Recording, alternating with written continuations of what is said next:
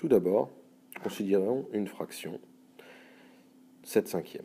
Je vous rappelle que le nombre situé au-dessus de la barre de fraction s'appelle le numérateur et le nombre situé en bas de la fraction s'appelle le dénominateur. Alors, 7/4 est une fraction, 9 sur moins 3, ce qui ferait moins 9/3, est une fraction. 7,2 sur 5 n'est pas une fraction, car le numérateur est un nombre décimal. Nous dirons que 7,2 sur 5 est un nombre en écriture fractionnaire. Alors, revenons sur la comparaison de fractions. Si nous voulons comparer 7/12 et 9/12, comme les dénominateurs sont identiques, la plus grande fraction est celle qui a le plus grand numérateur. Ici, 9/12.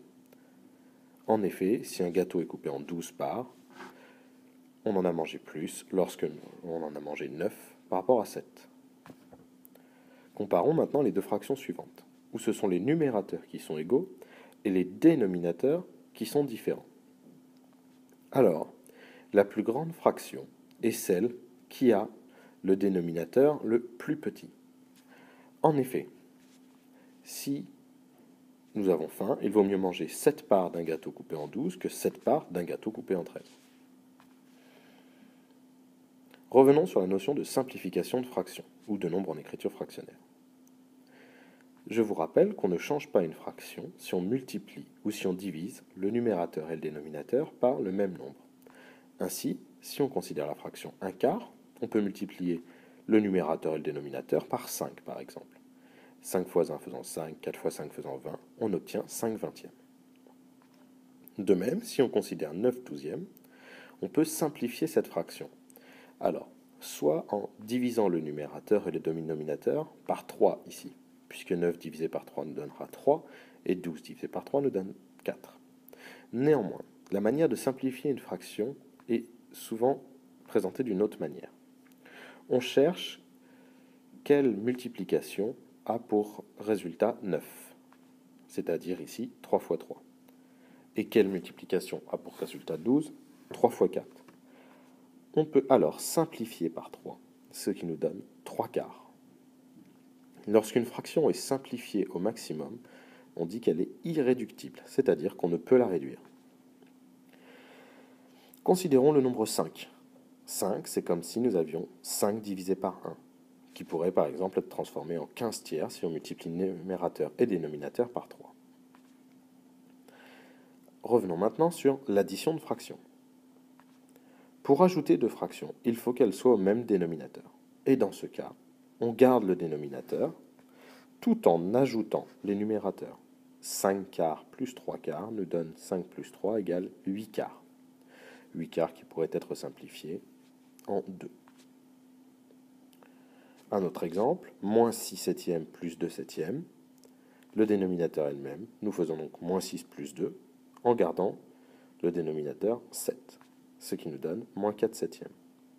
Je ne reviendrai donc pas sur la soustraction qui revient juste à ajouter un nombre négatif. Par contre, si on a une addition ou une soustraction avec des dénominateurs différents, nous allons devoir mettre les deux fractions au même dénominateur. Pour ce faire, nous allons chercher un nombre qui soit dans la table et de 3 et de 7. Ici, il va s'agir de 21. Pour obtenir 21 dans la première fraction, ici, nous devons multiplier le dénominateur par 7, et donc le numérateur aussi. Par contre, pour obtenir 21 dans la seconde fraction, nous devons multiplier le numérateur et le dénominateur par 3. Nous obtenons donc 14 sur 21, moins 15 sur 21, ce qui nous fait moins 1/21. Attaquons-nous maintenant à la multiplication.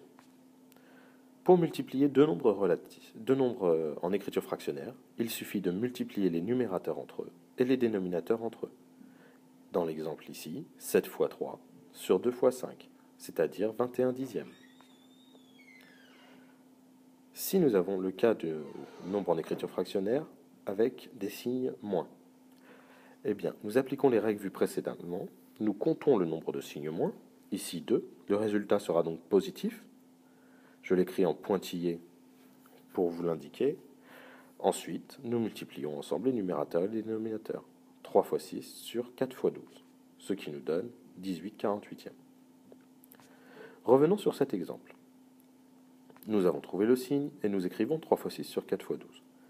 Pour éviter de devoir simplifier la fraction à la fin, nous pouvons gagner du temps en simplifiant tout de suite la fraction. C'est-à-dire, si l'on cherche ce qui fait 12, c'est 2 fois 6. Nous pouvons alors simplifier par 6 et il ne nous reste plus que 3 huitièmes.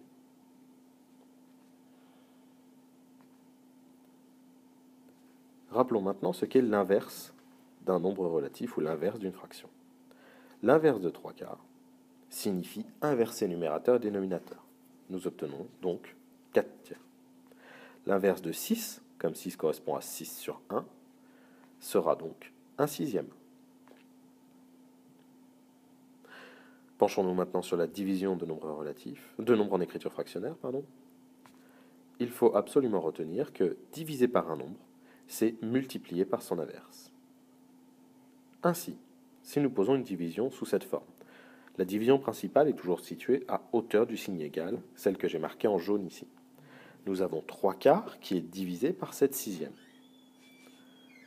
Nous allons donc dire que diviser par un nombre, c'est-à-dire diviser par 7/6, c'est multiplier par l'inverse de 7/6, c'est-à-dire 6/7.